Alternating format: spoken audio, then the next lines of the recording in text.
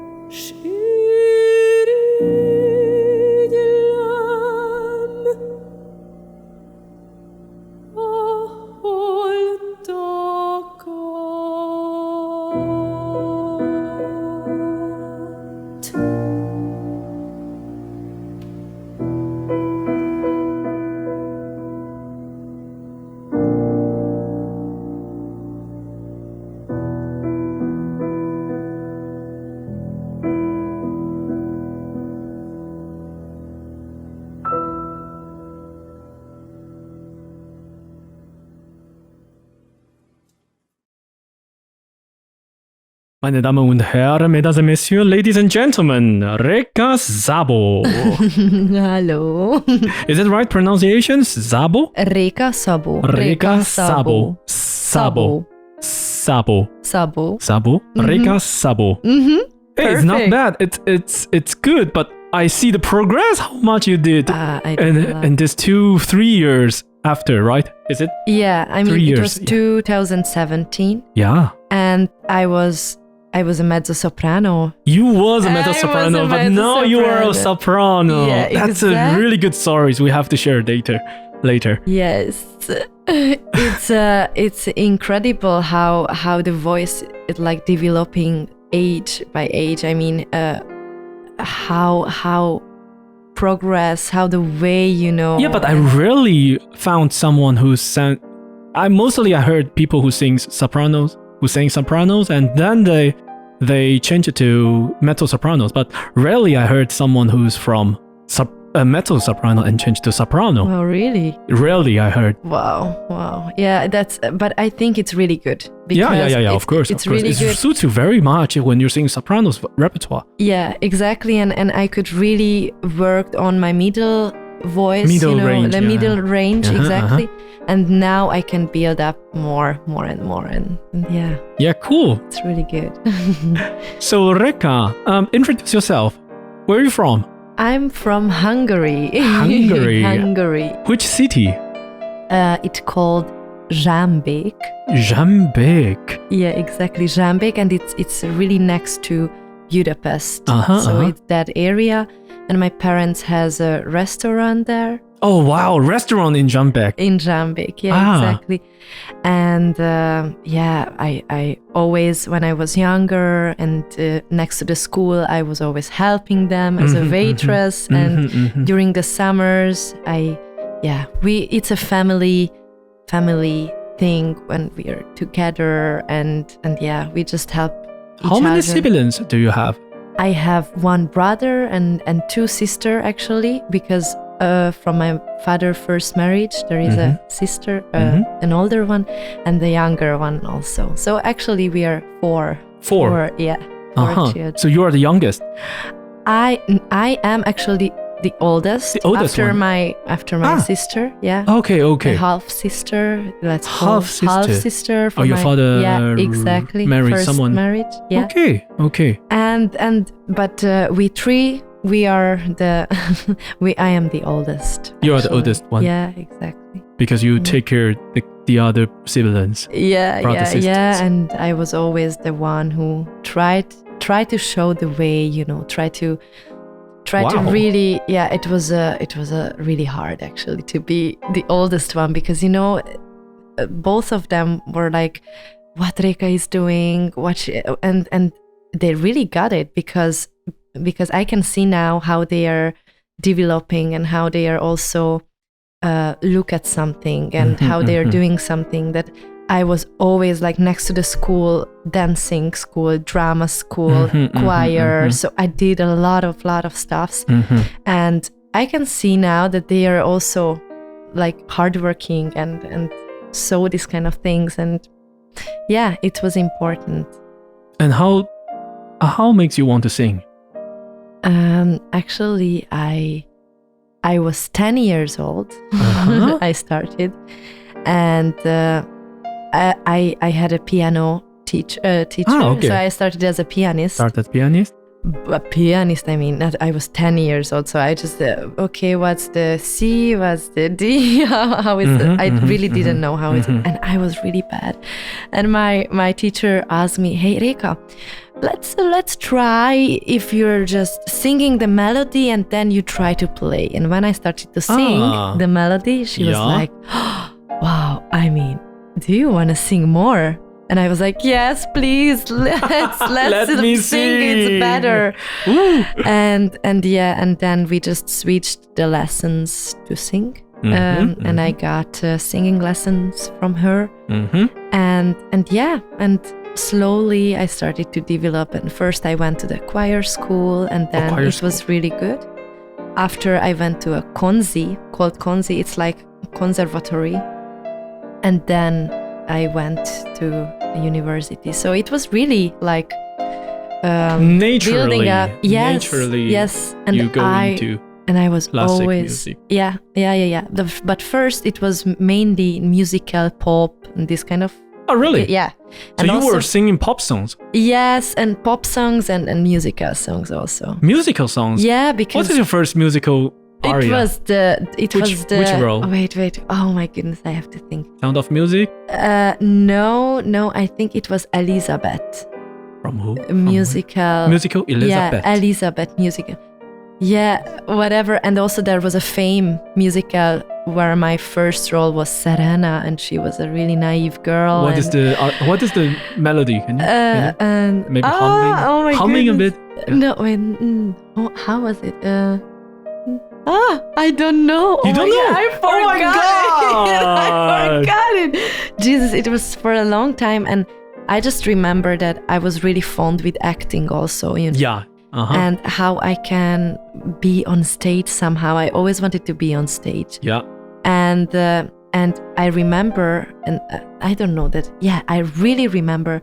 I was, I think, like 7, 8 years old. Yeah. And next to our apartment, our house, in the garden, they did performances in the garden, like in the actors. garden? Yeah, actors came, and there was a little stage, cool. and they were rehearsing there. And my window was completely like the view of the stage. Oh, really? And I remember like every evening when they were rehearsing, I was just like the little Réka was looking at the window. Putting your hand. And they were always like, hello. Waving to little Réka. Yeah. And I was like, wow, how they are working and how they are shouting. What happened? So the first thing it was like this. And then after this experience, like acting things, I started to read a lot of books, like Romeo and Juliet from Shakespeare. No, that's your first book. First book was like this. Really, I was so crazy.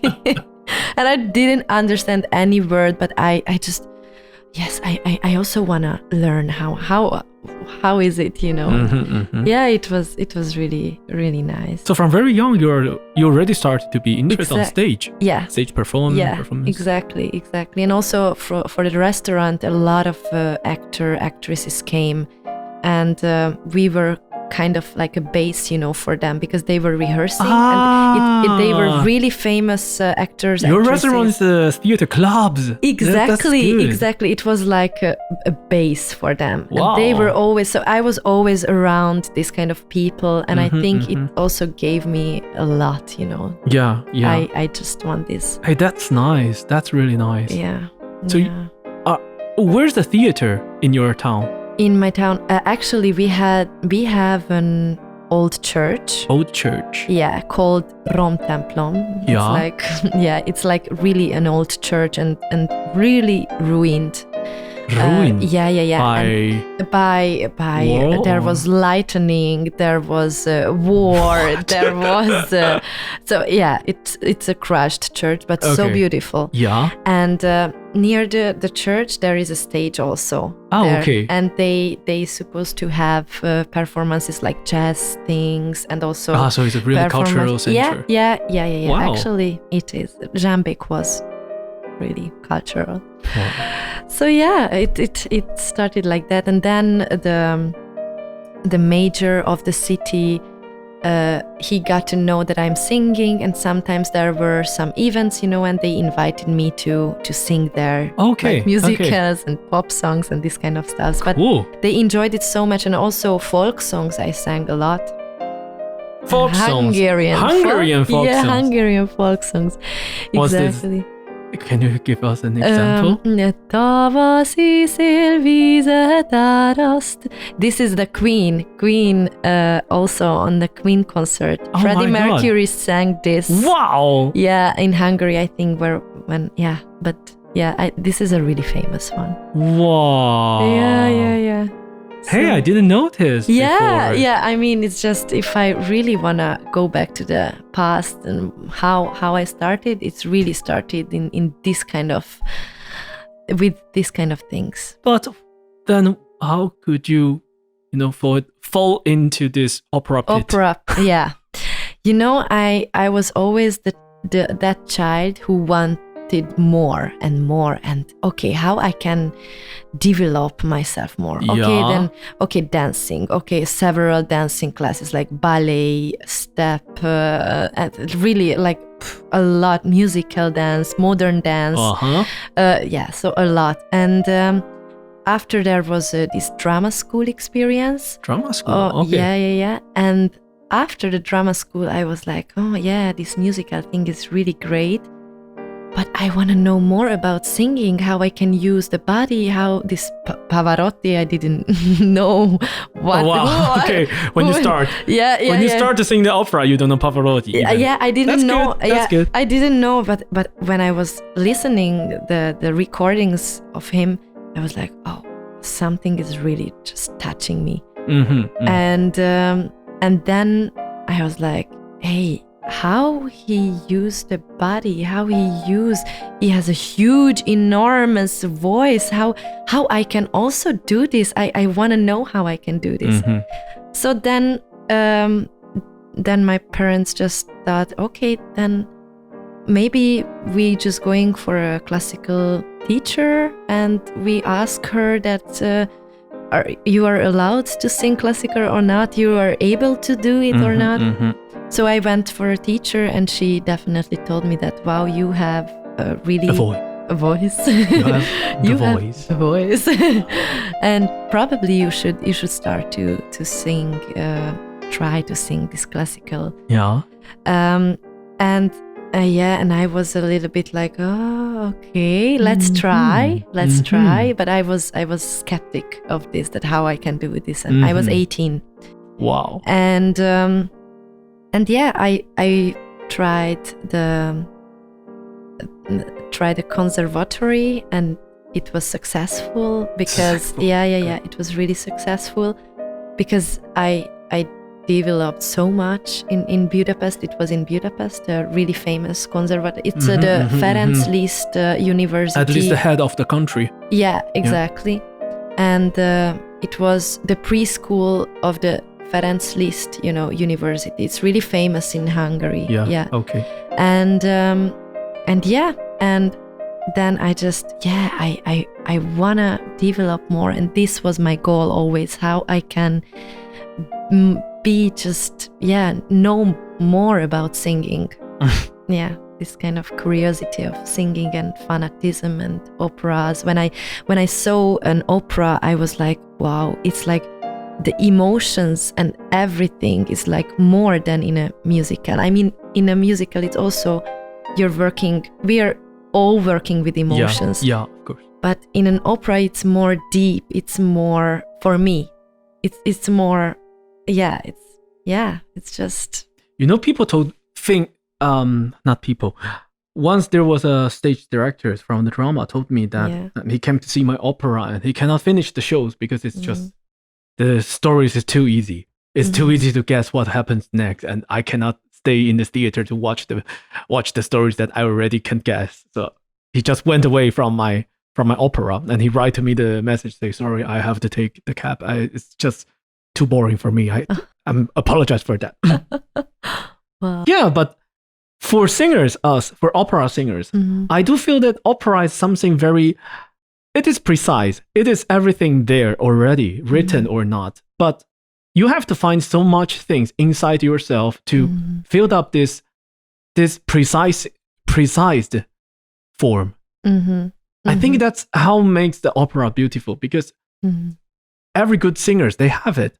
They have this inside themselves when they are performing, no matter Violetta or Edgardo or Mimi. Rodolfo, Mimi. Yeah, they have the melody is all the same. Every melody is the same. Every music orchestra have played the same notes on it, on the score. But you see them inside is so different. And every time you see if someone have filled up this form and makes you feel so touched, that's the things from the opera, which is deep. Wow. That's my opinion. Yeah, it's really correct. It's really that's the truth. And I think also how you feel this kind of emotions, from how you put your style in an area, how you like make it for yourself, and then you try to give to the audience this kind of the communication, interpretation what you're doing.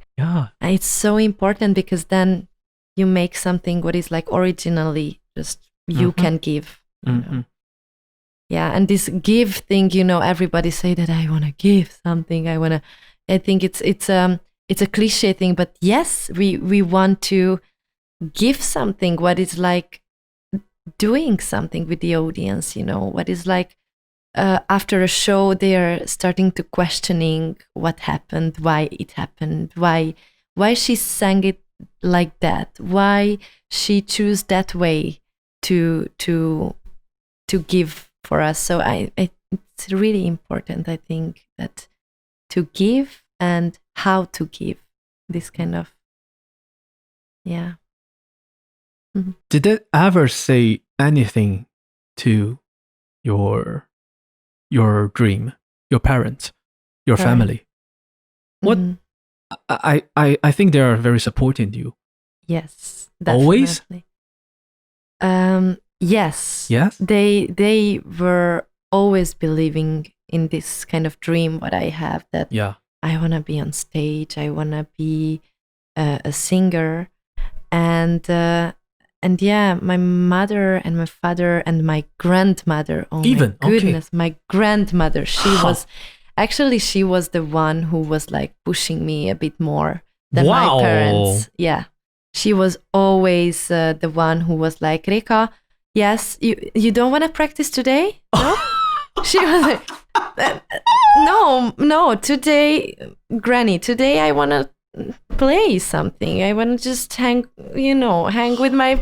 Yeah, but she was like... How old were you that time? I think it was like 16, 17, 18, this age. Oh, yeah, she was always... You don't want to practice? You should practice.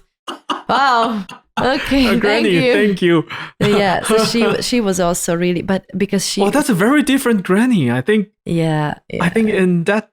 All the grannies like giving cookies or... Yeah, no, she really... I think she had also the same kind of dream, and she couldn't do it, and now I'm doing this, and somehow it's a connection, If I change my profession, I think she would be so angry. Yeah. So my parents was really supportive, but in a really good way, because they never push me. They just only want what I want, and what is like help me to develop and grow. But it was really helpful, this kind of behaving. So I never was in under pressure. I never felt from not from family, not from family. No, not from family. Exactly. But maybe from outside. Probably yes, or just only my. Sometimes we are the most problem for ourselves. How I can say that the problems? Because we are creating problems, but it's actually just our fears, and it's not exist actually. It's just in our head. So that's first you have to clear your mind, and then you can really build something up. You're too calm, I think. You're too reasonable in your head sometimes. Yes, I do, because I if I imagined something and I wanted something, I really just went hardly for this kind of hard for this kind of goal, and I have never doubt that I won't make it, and I always made it. So I think it also gives me a kind of that I can be calm, and I'm not worrying about something, because I know that I will do that. I know that I can reach what I want, and I think this is what is really important. That if you see a goal, just go for it, and just go and never see something what is like, I don't know that it will happen. No, I know that it will happen. Yeah, so that's my, I don't know, my luck. Well, also you're now very positive, but I know there was a period that you were very struggling by the situations. Oh yes. I mean, picking art as a profession is not game, Yeah. It's never a game, and there is a period. I think all the artists have this period of struggling up and down, or about where's the next show, next project coming, or when is the next payment coming. Wow. Oh yes, that's difficult. Yeah, that's mainly a difficult in the beginning. period. Yeah. How did you pass through that? That's a very long period you have. Yeah, actually, so the Switzerland thing, how it came to my mind, it was. Do you want to share us now? Where are you working?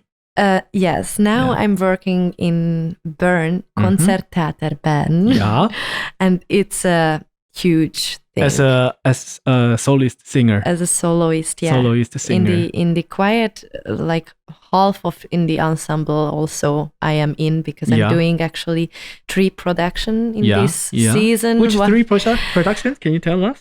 One is Die Fledermaus. Johann Strauss. Sohn.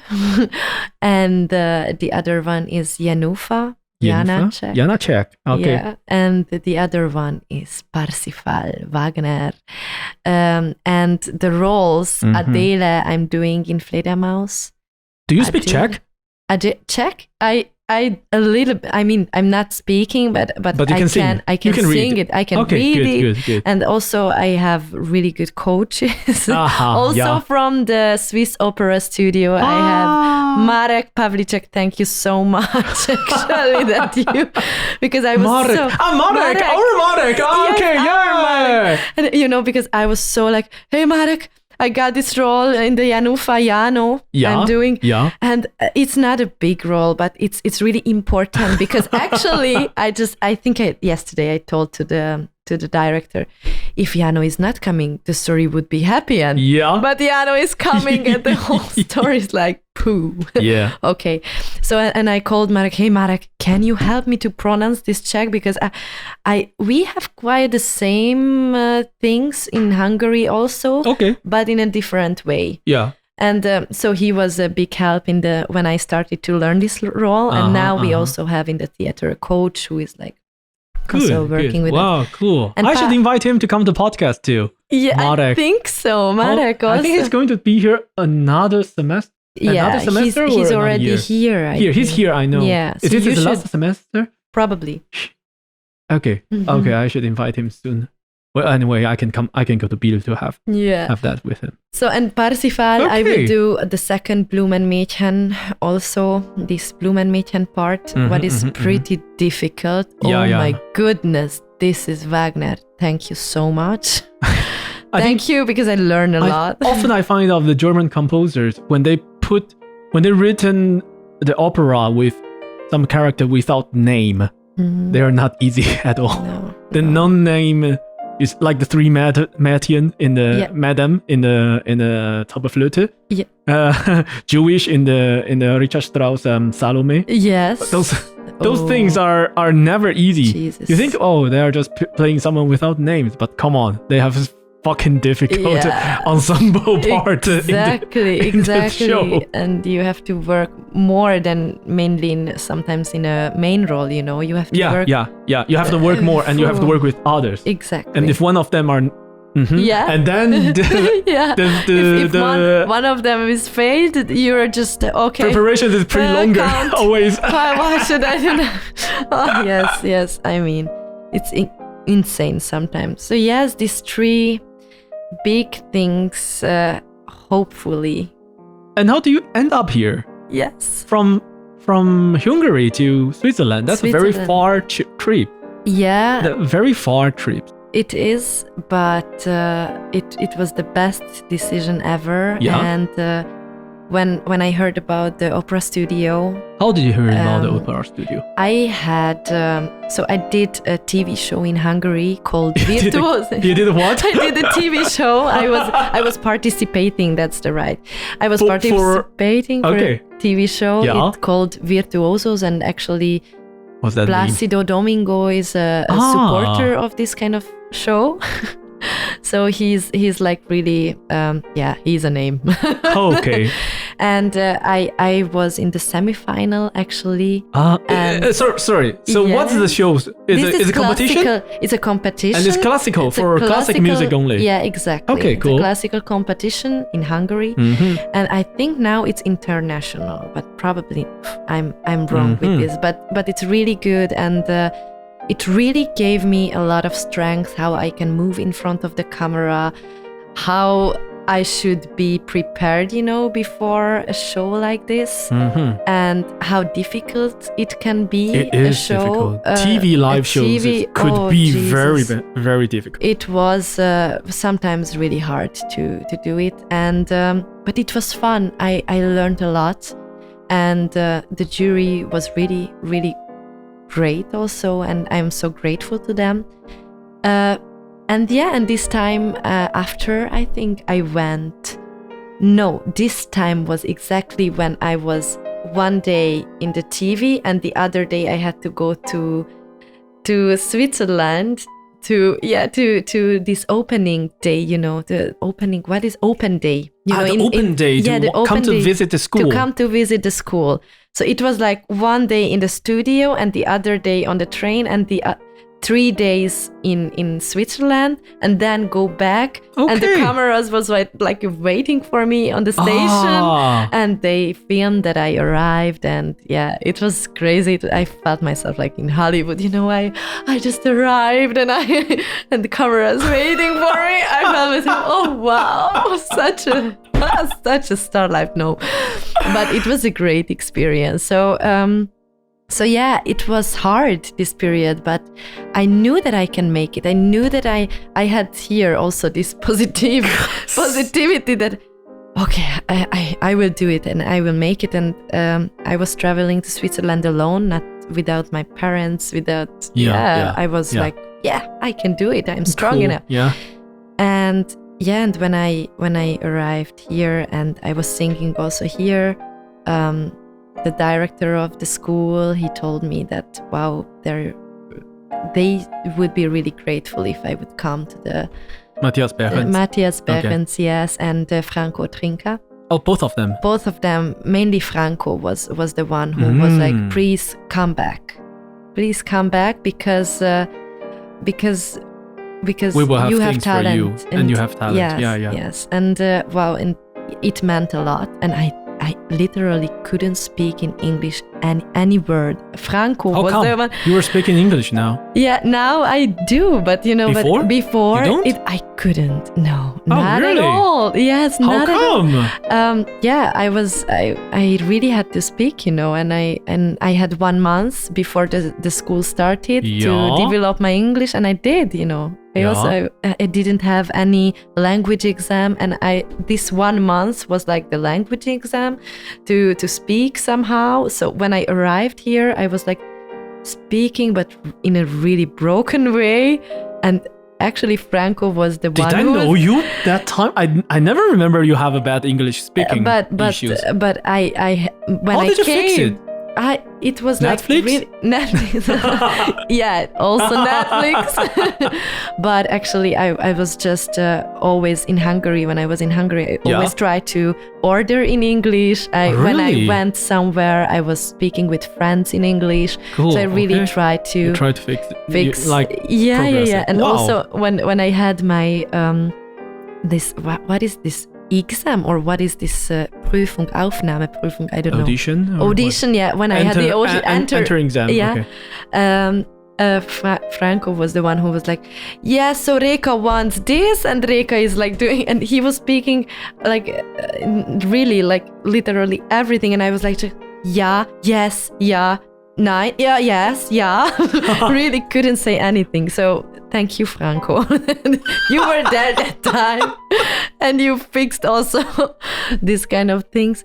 So yeah, and then it just started. This journey started with the opera studio, and also how I found this WG where I was living in the beginning.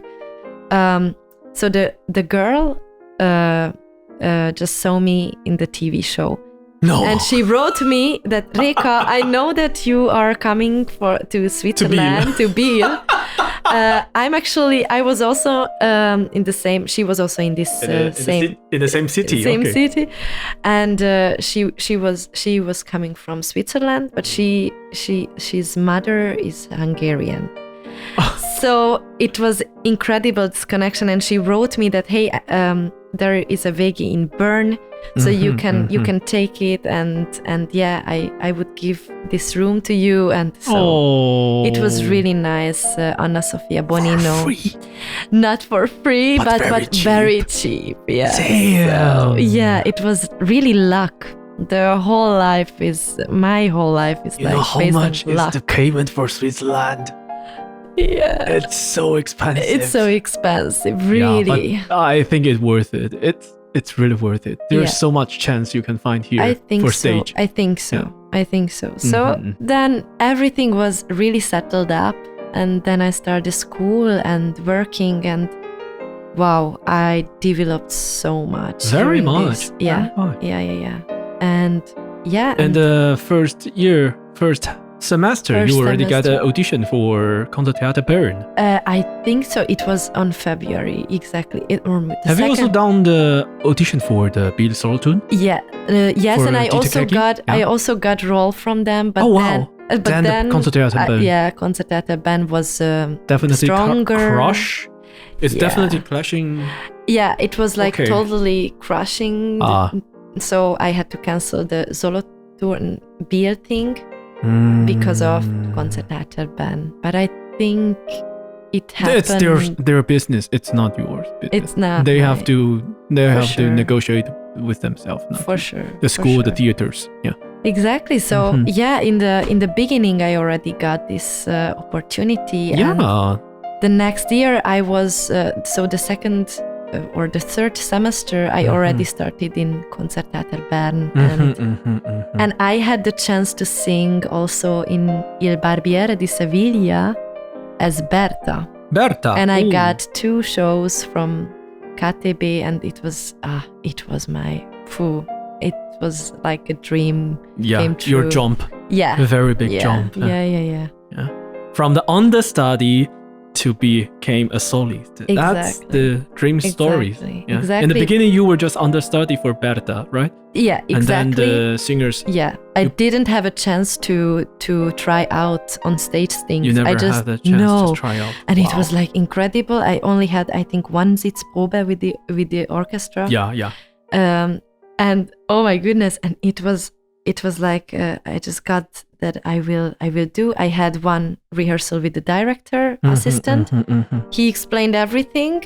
That okay, this thing we will see, and this thing okay. But he was really precise. I learned also a lot from Alexander Kreuselberg and Hans Christoph Bünger.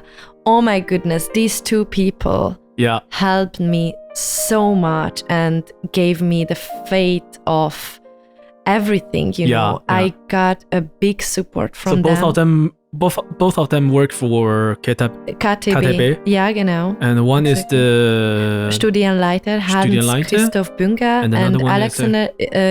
He's actually now Alexander Kreuselberg. He's directing now Fledermaus. So he's a director, stage director, the Regie, and he's also assistant, right, like a Regie assistant in KTB. So, but this is a huge chance now for him to do this Fledermaus, especially in this kind of conditions what we have now at the moment, what is really hard. What sometimes, the positivity what I have and this kind of,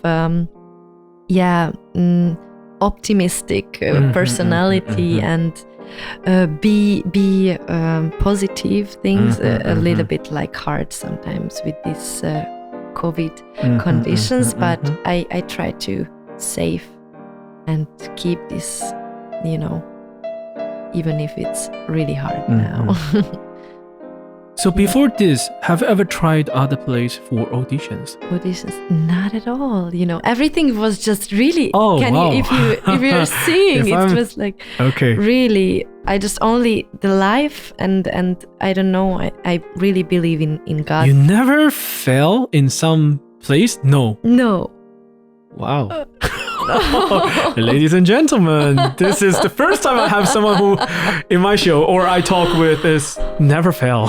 No, really not. Wow, that's really God blessed you a lot, blessing you a lot. Yeah, and that's what I wanted to say, that I really believe in God and I really try to go on that way where he leads me, because it really shows me this lot of happenings what happened with me, that he like really leading me to somewhere, and just go on this path because you are on the right path, and that's why good things happens with me, because probably I do the right what I have to do. Must be.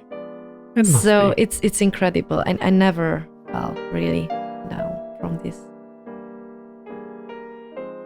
Yeah. Wow. Yeah, that's special. Okay. So we will have a break here. Welcome back to the Stage Volks podcast. This is Réka Szabó. Hallo. Yeah. I like that. Say it one more time. Say it Hello. One more time. Yeah. No. Before was more sexy. Really? Yeah, Hello. I think so. No. You lose the taste. Yeah, anymore. this is the first, thing what is like real. Real. Yeah, the first things is always the best. Yeah, I think so. I think so. So do you want to tell us when is the productions? When is it? The premiere? Oh, yeah. When? Supposed to be. Supposed to be. Yeah. It's supposed to be on the 22nd of November, the Fledermaus thing. Which is yesterday. Actually, yesterday. Yeah, actually 22nd. Yeah, the last 22nd. week. 22nd. 22nd. 2nd of November. Wow, it was last week. Last week, Sunday, supposed to have a premiere. And we didn't have, it didn't happen because of this COVID situation. I think it was, when was the announce of the COVID second wave in Switzerland? They say that, I think was beginning of the November, something like that. Sorry, beginning of the November, and then everything is closed.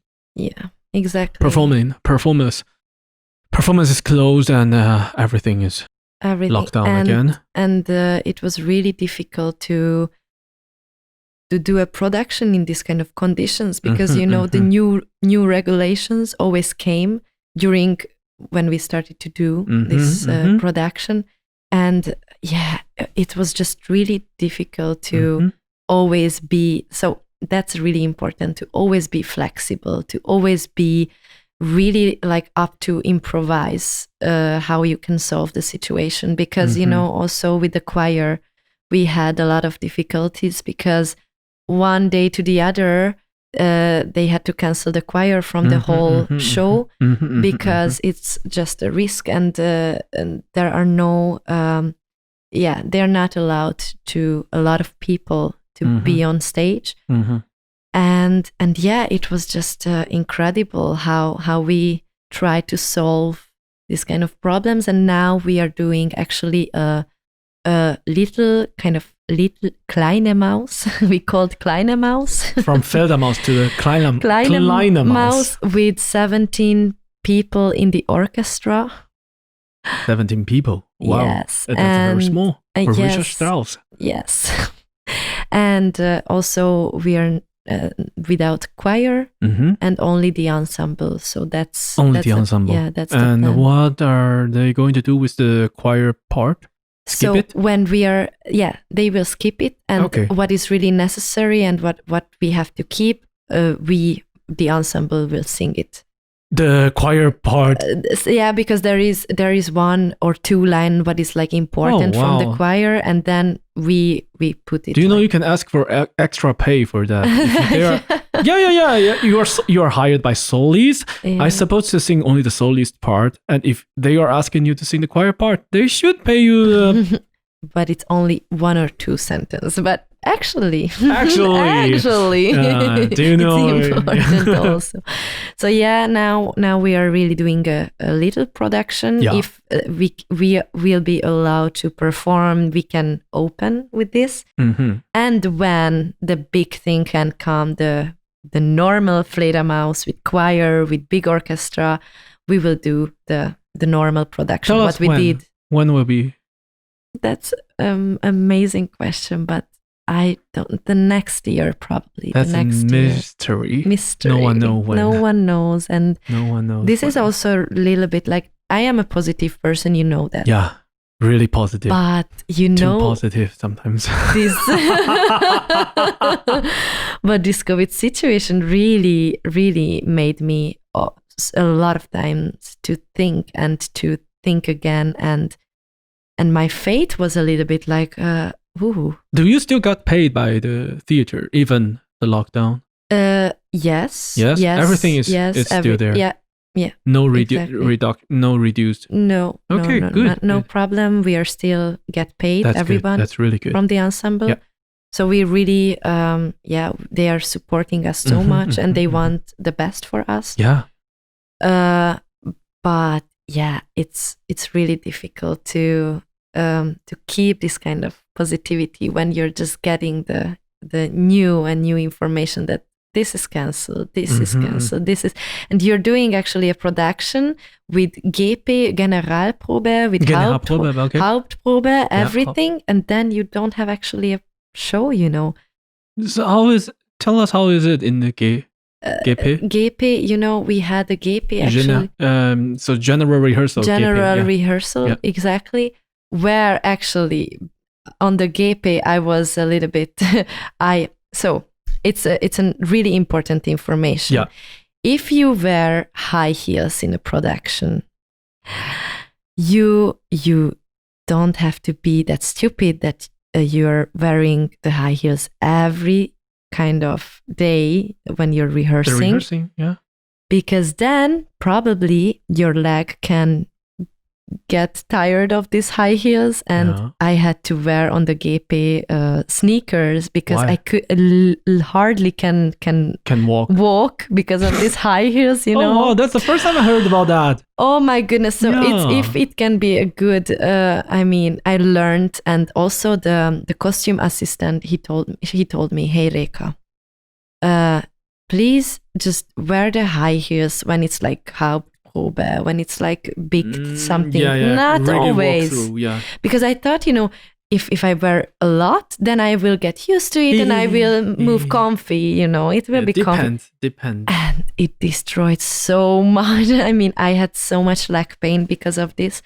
And I had a lot of suffer. And on the GP, so on the pictures, they can see me with the sneakers, with a big dress. And you were wearing this white dress on the website, on the video. Yeah. That one. Okay. So it was really funny, actually. And it was a really interesting and useful experience that Réka, don't wear the high heels. So sopranos and mezzo-sopranos, just if it can be a really good suggestion from me. Tell us how are the situations of the rehearsal now, the rules of the rehearsals. So can you not wearing mask during the rehearsal? So if we have this kind of Abstand, distance, we don't have to wear the mask. But when we are together and when we are not singing, and we have to wear the mask. So when you are singing, you don't wear the mask? Yeah, during the singing. But if you are singing maybe ensemble duet with someone very close, we have to wear masks. We have to wear them. And this so far, how do you feel that? How do you feel with it? I really hate this because does it work?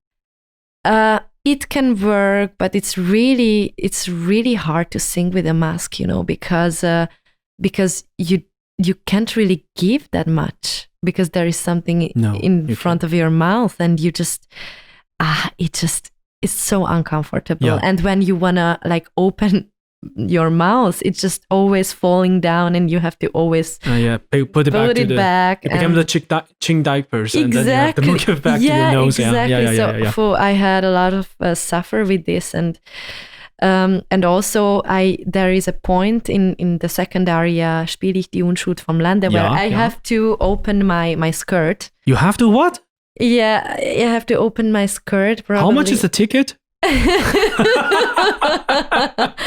And I also had to learn it how oh my goodness, it's a magnet thing, in my dress. Damn, opera in the 21st century is awesome. Yes, guys. It's awesome. Awesome. You have to come to see the theaters in all the German speaking countries, opera. Yes. It's awesome. Yes. And I also had difficulties because I'm sorry if I no problem. Because these things are make. I'm sorry. No. These things are make a production interesting. If I mean, Kurzengewand. This is on the piece, and they wanted to show that it's really like a Kurzengewand took, and show must go on. Yes. But it's so. Yeah, it was like that, But it was nice. Oh my god! I like your regie. Your stage director. Yeah, It's cool. That's cool. That's cool. I mean, this is a really funny production. Is it? And So you should see. May I ask? So is this dress you are talking about? No, not this dress. actually, no, I have a different one. You have a different dress. Yeah. Okay. This No, I didn't mean the one you have. It was a preview. Just a preview version. So it's not going to wear on the stage. No, not at all. Okay. Not at all. Okay. I will have a different and big. Oh wow, so big and enormous dress. And guys, if you're interested with how Réka is so good in front of the camera and on stage, you have to go to see the Facebook of the KTB Konzert in Bern. They have this preview of the Fledermaus and play by the Réka. It's so interesting. So interesting. Are you really makeup like that? Also 9? Not really. No. But you're a crazy character in the... Here in the preview, there was a conception. Philip Maya was the founder. Yeah. That we should do something during the COVID. Yeah, I have to tell this story. Okay, yeah, sure. Please say. So, during the COVID time, the theater, the first wave, it was really hard for the theater because we had to close. Yeah. And he got the idea, Philip Maya, that let's just use the theater. It's so empty, and we should do something. And he wanted to do like movies that the people get something, and he wanted to do short movies about what will come for the next season. And it was Fledermaus, and also there was three of us was participating. One from the orchestra, one from the actor, one actor, and me. And we try to create a story about when the theater is like empty, the ghosts are coming. Yeah, the theater ghosts. Yeah, so we tried to like put this together. Yeah. And nice. Kind of like, yeah. That's really nice. Yeah, so wow. It was a nice experience, and it was really good. And the theater, the makeup artist and the requisite and everything, we got everything from the theater. Yeah. We just had to set up, and yeah, it was really nice. Cool. Yes. And now in the rehearsals, so you have to wear a mask. How does it feel for you? For me, it's really, really uncomfortable. I'm asking about physically. One of my colleagues, actually, Sarah Mena, she told me that I'm really like suffering with this mask. I can't breathe, with this. We can't take a big breath for this mask. And I also have the same problem, Breathe in. It's very difficult. Exactly. And I mean, I really look forward to the time when we can just put it away and don't wear anymore these kind of things. And and also it's really hard for me to sometimes when I have to wear it while acting to express, And you lose your mouth, exactly, the muscle part here is gone, and then and the expressions of your faces. Exactly. It's really hard, and also this kind of distancing, to keep the distance with the colleagues, to act with like distance. That was horrible for me, because I need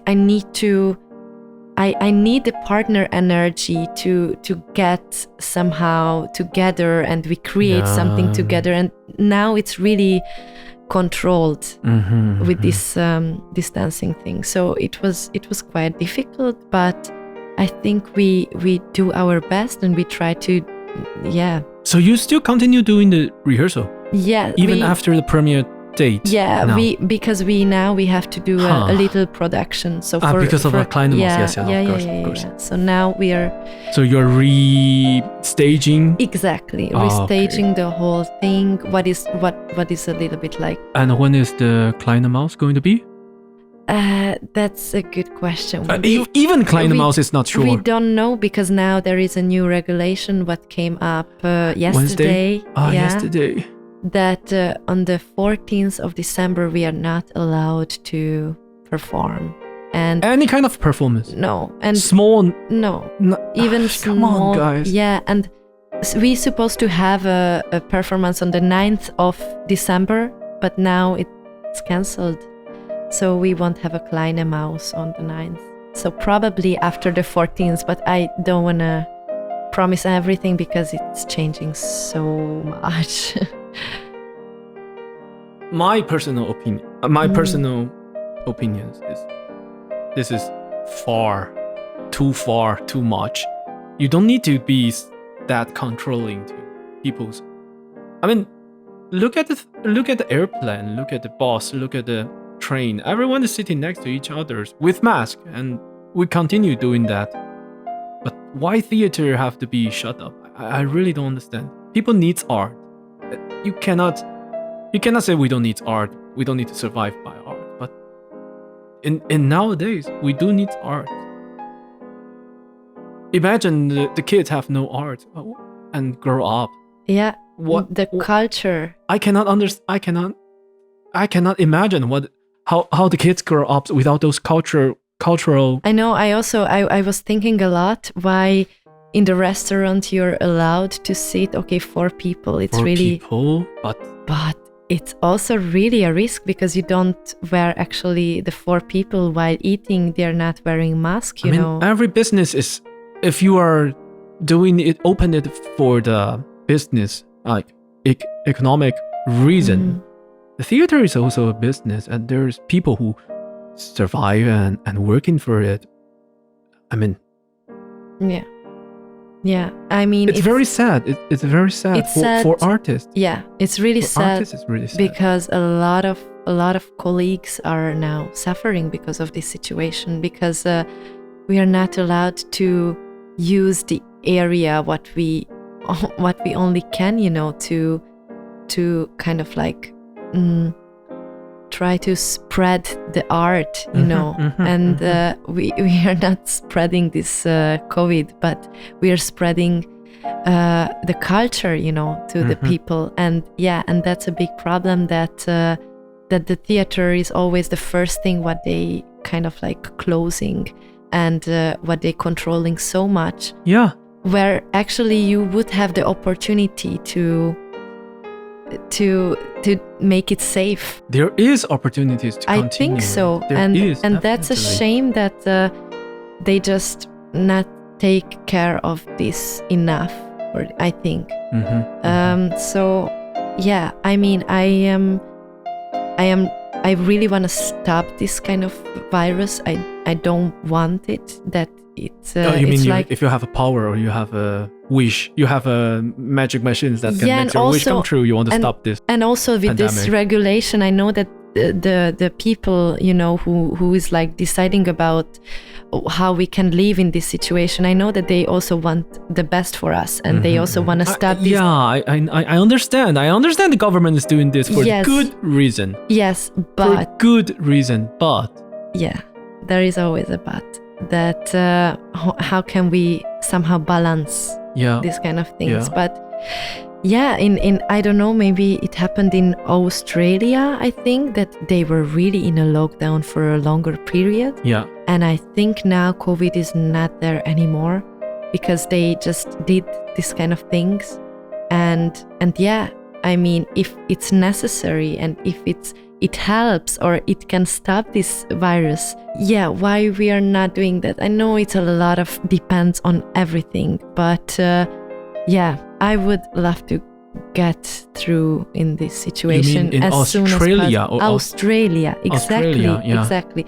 And I know that also and also the conditions, the temperature is more higher. Yeah, now they are now. So in they south have good weather there. It also depends. And also Europe is a very big land, mainland. Europe is very big. You now winter time. Also. And the winter time, and it's difficult to do the border control. If you control the border, Blue comes out. There's many issues about the agreement with other countries, and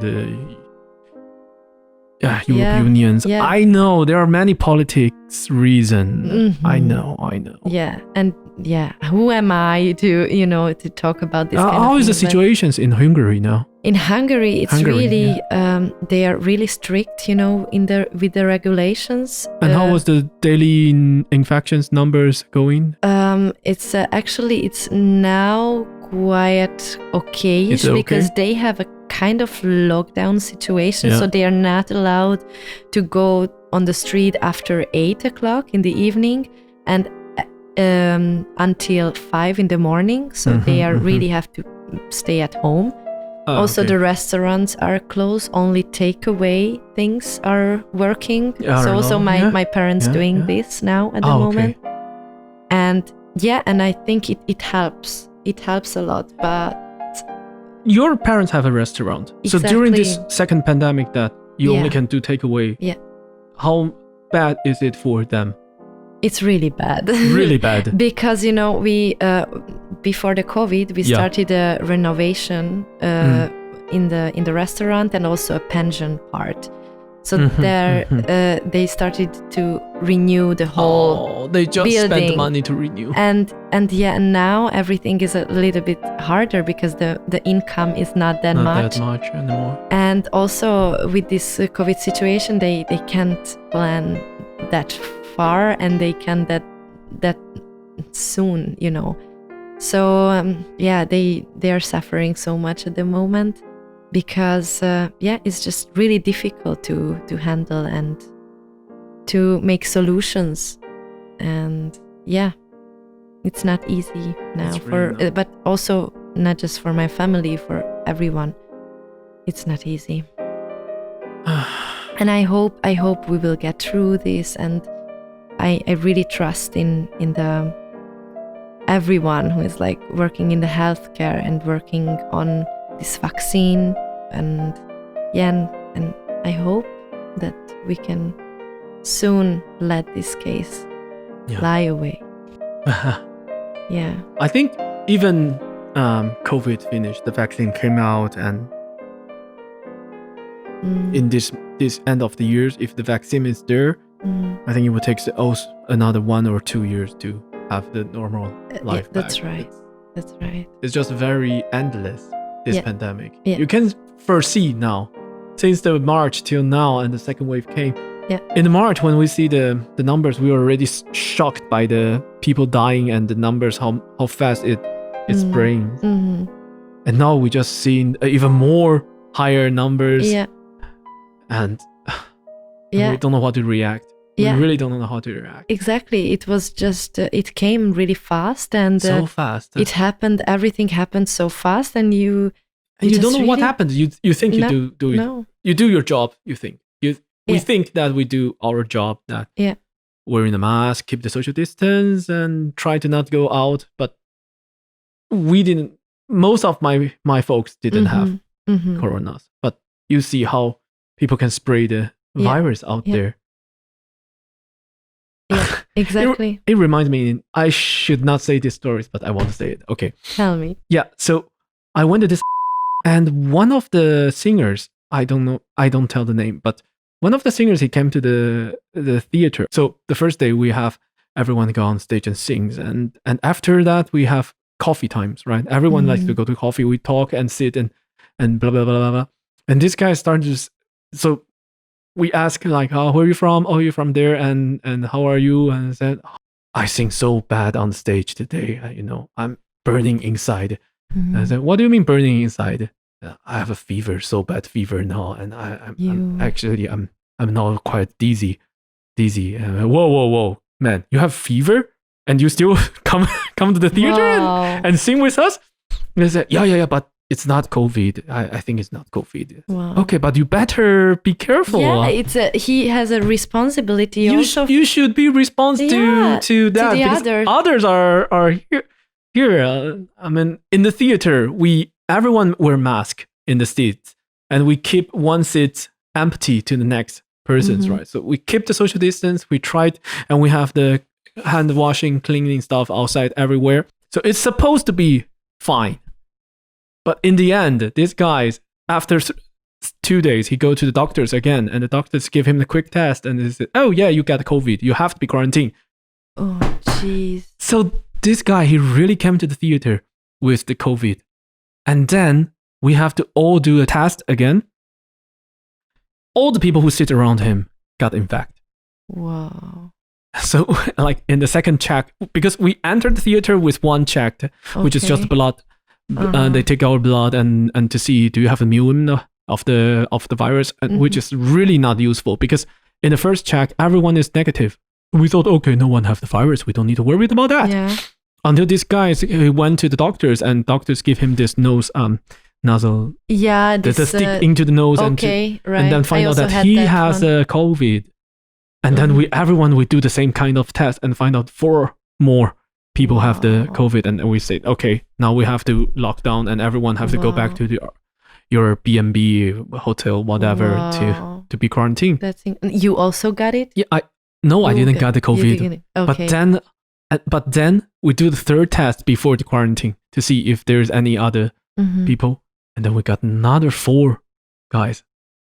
And what the hell? Incredible. Yeah. And so immediately everyone is sent to quarantine for 10 days. Yeah. After 10 days, we even got one more positive. Wow. That's incredible. Yeah, it's incredible. How fast and how stronger the virus can go into. Yeah. Everyone's wearing a mask. And I promise everyone wear a mask in the seats. Yeah. Maybe they don't wear the mask when they sing. Yeah. I don't know how is the rehearsal situations in the room, but apparently half of the pianists got infected. Wow. The singers passed to the pianist for sure. Wow. Maybe we are not only have this first guy have the coronavirus, but people have the responsibility of it's so themselves. Important that if you feel yourself really bad, why you're going out, you should be a little bit aware of this situation, that because this is how it's spreading so fast, and why we can't stop it, because a lot of people, and also there are people who is really without any symptoms. There was also in our choir in KTB, I think 4 people without symptoms got positive. What? Yes, exactly. Without symptoms, they didn't feel bad, but they also as well, they have no symptom. Yeah. And so it's incredible, and that's what is really hard to figure that out, right? But it also brings out a very sad things of the artist. There are people who try to survive, even there. You see, this guy, if he decided to stay at home, not coming to the theater, he might lose his positions of the character, of the role. Okay. He might lose his opportunities. So that's why he's struggling of that, because he's trying to survive. I do understand him, why he decided to take the painkiller to pretend he's not sick to come to the theater. Because he knows that as a beginner, it's really hard. He cannot. He cannot give up these opportunities. Maybe this is his last chance of the stage, and maybe he have no income for 6 months already, and if he don't sing, he don't get money. Yeah, that's also another question that that what you're doing in this case, that you're take the risk and you're going. Me as well, I go there because I also hoping I can get on stage or get an opportunities there, or do an audition. Just do an audition. I mean, I've been doing this for an auditions. I'm crazy. But everyone is trying to survive, Artists are trying to survive. I know I couldn't understand why he decided to do that. And that's very sad. Yeah. That's so sad, because theaters, performances are closed. And there are not every artist are being covered by social help. Yeah. Not everyone. To be honest, not everyone, and it's not enough covered to the artist. And also the possibilities are like falling down. The possibilities is like really. I am in this WhatsApp groups of the singers in Switzerland that we used to have every week's performers needed, wanted on the group. Here needs a tenor, there needs a soprano, bass, alto, something like that. You always can find something at least twice a month or 3 times per month in Switzerland. So you are easy to find jobs. You don't worry you cannot find anything. It's just distance problems. Now it's silence for 6 months. I never see anyone posted any jobs. Church jobs, no. Small concert, no. Yeah. Everything's gone. Yes. 2 days ago, I see a posted jobs, a knife. I think it's crazy. I show you this, what I saw. Wow. But that's really sad, actually. It's really sad. And how we can change this? Look at this, the post.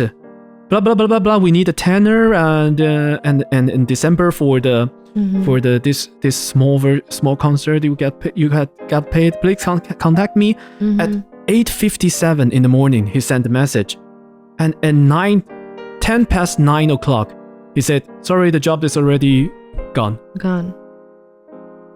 Incredible. It is. You can't imagine 10 minutes, one job's gone. Yeah.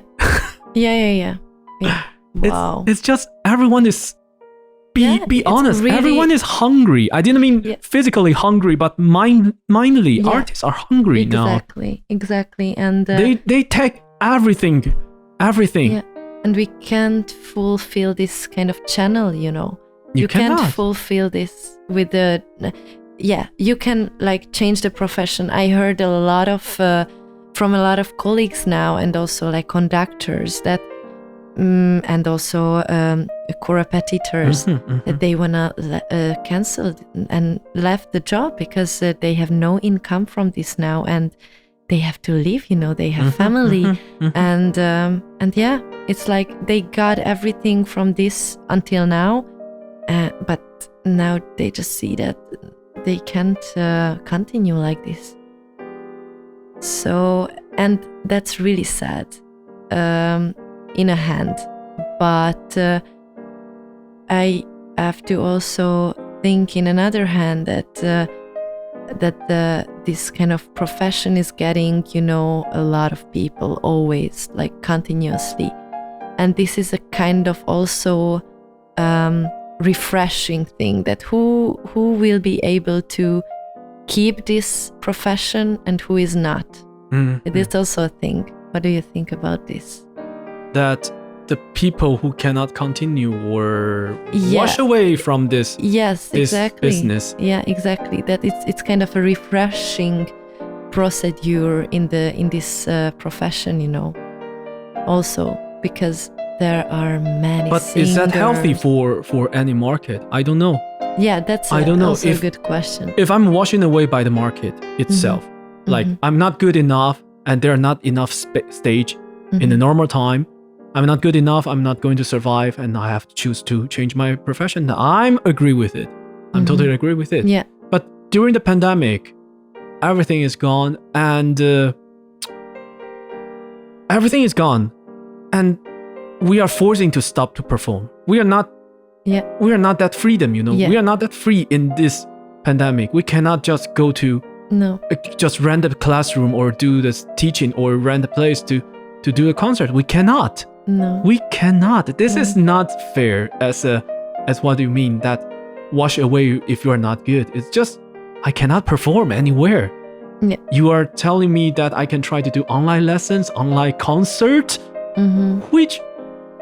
what is the last time people go to watch an online concert? Yeah, and this is also another thing, that this online thing is coming. I really hate this kind of online thing, because you can't really interpretate yourself via devices, Yeah, it's forcing everything to be online. And the real thing, the personal connection is like losing, the magic part of this profession is like really suffering. I believe one day that we can have a device, somehow of device that even I am in Germany, you are in Hungary that we can still feels like we are sitting each other right here, right now, talking to each other. I believe one day that will be there, but it's just not today. No. And I know coronavirus, this pandemic, pushing the days coming faster now.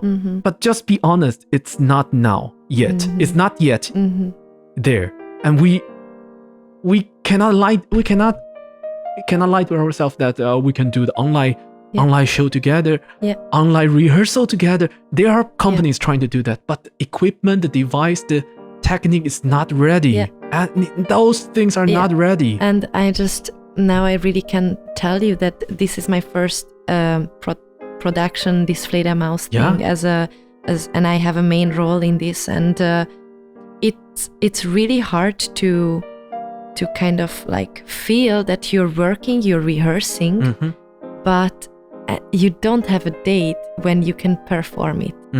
And I remember that when we finished the GP, the other day I was so depressed. I was so sad because I left the production. It was really intense 1 month together with the team, and you become a family, during the rehearsal period, because if you are so flexible to every rehearsal, you become someone like a family. And just to feel this kind of unpredictable thing, that when we can perform it, when we can show what we work on for this during this 1 month, when I can show how I developed, and this is like really, really sad that I don't know the date, when I can show it. So it can be also a good thing, some artist friends also told me that actually I had time now to prepare myself more, and I have time. It's also probably good for me that the role can develop, and the role has time to a little bit take a rest, and then with a new kind of intention, I can really do a bomb, So it's also a good thing. But what we were talking about, this is really hard situation, and to live with this as an artistic person, it's really, really hard at the moment. Really hard. So but I know that everything is happening because of a reason, and this is my positive part, that I really hope that after this, something really good will happen, and it will. And this is maybe it's just like a message test to the mankind. Exactly. The dimensions. It's just a test for us. I understand. Who that you if you really love what you're doing, you will never give up. You will never give up because you're reached a point, and there is still a lot of steps what you can do, and I think this is not that strong that we can just cut it and we can just say, okay, I cancel, because you have to see your whole process, what you did until now, and what you can still reach, and never give up, and never just continue and go for it, and and have the strength to not give up. That's the thing for me. Wow, it's a good talk with you, Réka. Thank you so much, Ian. It's also really good for me because everything is more, some things are getting more clear in my mind, and thoughts are coming, and you asking, and it's really, I get a more picture about myself also, and also the situation, from outside. It's really good. Good. I always hope I can be a person to listen well, and give people this good critiques. Yeah, definitely. Yeah. And you too, you have a very good voice. I heard. You. Wow, it's a very good voice. It's like make my ears pregnant, but yeah. That's sweet. Yeah. So, ladies and gentlemen, this is Réka Szabó. Thank you so much, Ian. Thank you so much this opportunity, and yeah, this is my thing, that never give up and have the faith for everything. Goodbye.